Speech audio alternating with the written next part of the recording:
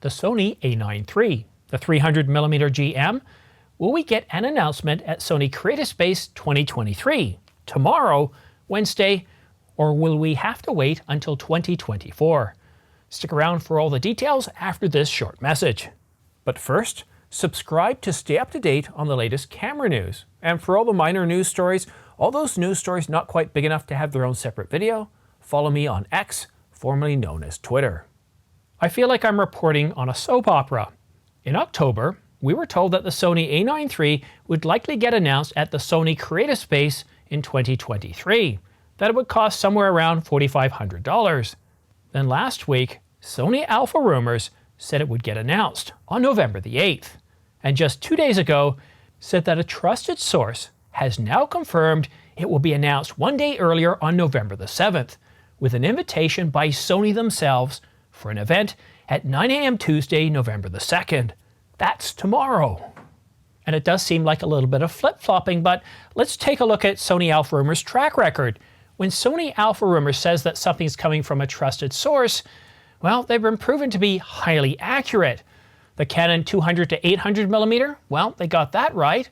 What about the Nikon ZF? Well, they got that one right too. The A7C II, the A7CR, A6700, and the A7R5. I can keep going on. In the last 12 months, Sony Alpha Rumors has gotten, well, an awful lot correct. Now, for those of you out there detracting and saying that Sony Alpha Rumors is rubbish and they don't get anything right, you got to read between the lines. Whenever Sony says it's coming as a wild rumor, it's not coming from trusted sources, and it could be just somebody sending something in, and they're posting it for, well, humor, to entertain us and to really not take it seriously. However, with all those cameras that I mentioned, not only did Sony talk about the camera when it would get announced, but also led with a whole bunch of validated specifications that came from trusted sources for each of those cameras. And yet here we are a day or two ahead of when we're supposed to get the announcement of the A9 II, the A9 III and the 300mm GM. We don't have anything from trusted sources. We have nothing whatsoever. However, we do have some supposed leaked specifications that are coming from the camera insider Sony Alpha Rumors, but they haven't been validated, and that leaves us scratching our heads a little bit. Just looking at the, sensor, for example, we're seeing, depending on who you talk to, Photo Rumors, Sony Alpha Rumors, the camera insider, and the new camera, we're seeing a resolution somewhere between 26 and 36 megapixels, with most of the rumors right now settling in on around 33 megapixels, stacked full-frame sensor, but no information on what the image processor is going to be. And in terms of shooting, continuous shooting, well, we're told that it's capable of 40 frames per second, 12-bit RAW, and up to 30 frames per second, 14-bit RAW. And that is pretty impressive. Now, in terms of the stills or the video capabilities of this camera, definitely at that resolution, well, if it comes in at 33, we're not going to get 8K, and that's what the rumors are saying. No 8K in this camera. And 4K? No 4K 120, 4K all the way up to 60 frames per second. And I know this is a, fast action sports camera first and foremost, more akin to the Canon EOS R3 or the Nikon Z9, but I can't help but comparing it to the Canon R5 or the Nikon Z8, which the Nikon Z8 is very similar to the Z9. And not having 8K in 2023, let alone 2024, we've got over 6 cameras now that can do 8K video, and some of them costing just around $2,200. But in terms of 4K, we do top out at 4K 60, and in 1080, we can do all the way up to 120 frames per second, which is what we would like to see in 4K.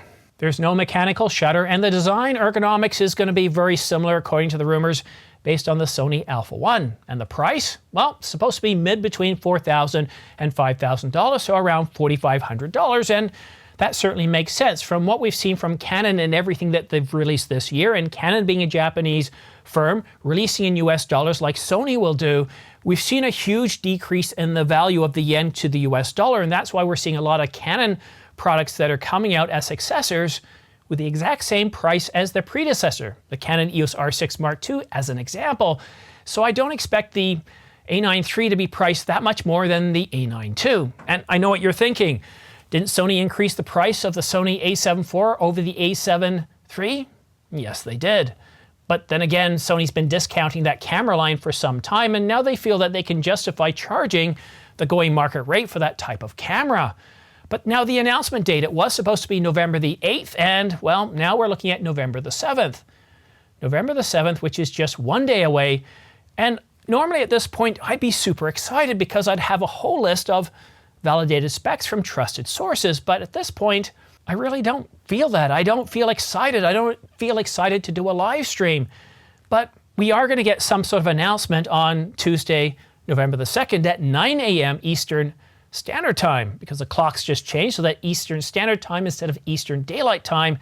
And I don't know what to expect. The A9 III, the 300mm GM2, the 300mm GM, or maybe some software, maybe some other lenses, maybe an FX camera. We just don't know. So what I'm going to do is I'm going to at least book a live stream 1 hour before this scheduled announcement so we can just at least get to see what it's going to be.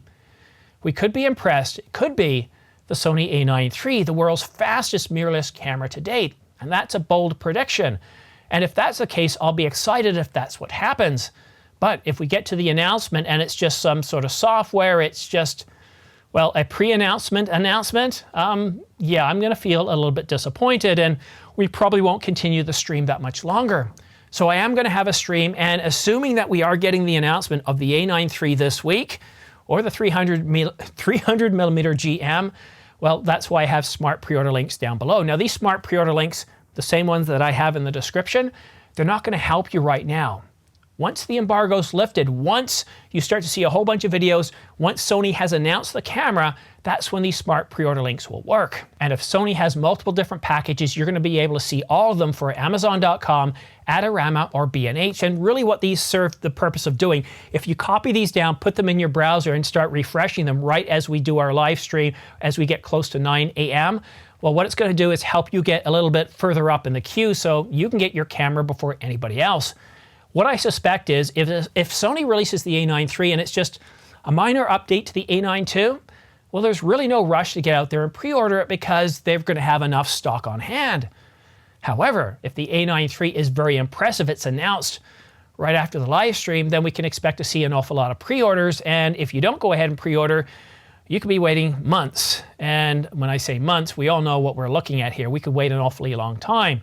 When Canon announced the RF 200 to 800mm, nobody had any idea how popular that lens would be. And we're seeing this from so many sources that there's a huge amount of pre-orders. In fact, some sites actually had problems right when the embargo was lifted. B&H, Adorama, they had trouble keeping up. The sites were, well, I wouldn't say they were crashing, but let's just say they weren't able to handle the demand. So pretty exciting stuff. But I want to take a moment to say thank you to everybody that has used my affiliate links anytime in the past or pre-ordered using my affiliate links, because whenever you do that, it provides me a small commission that goes back to supporting this channel. And I really do appreciate that, and thank you very much. Thank you for commenting, thank you for subscribing, and thank you for being part of this journey. A journey that's been going on for some 5 years now. 5 years, it can't be 5 years. No, 4 years. But still, it's a very long journey. It's something I started just because, why not? Why not give it a try? And here we are. Here we are some 4 years later, and I'm still doing it. And as McDonald's would say, I'm still loving it, and I really am. So a big thank you to you for supporting this channel, whether you're liking, commenting, subscribing, or using my affiliate links. Thank you so much. It's greatly appreciated. But that's it for now. Thank you so much for watching. As soon as I have more information, I'll put it out there. And also, don't forget to follow me on X, formerly known as Twitter, because if there's minor information, that also gets tweeted out as well. So I don't always publish a video. If it's a big news story, I'll put out a video. If it's just minor stuff, it gets tweeted out because there's no limitations on how many tweets I can put out. But if you can believe it, I'm limited to 3 videos a day. After that, well, YouTube doesn't bother to let you know that I put anything out.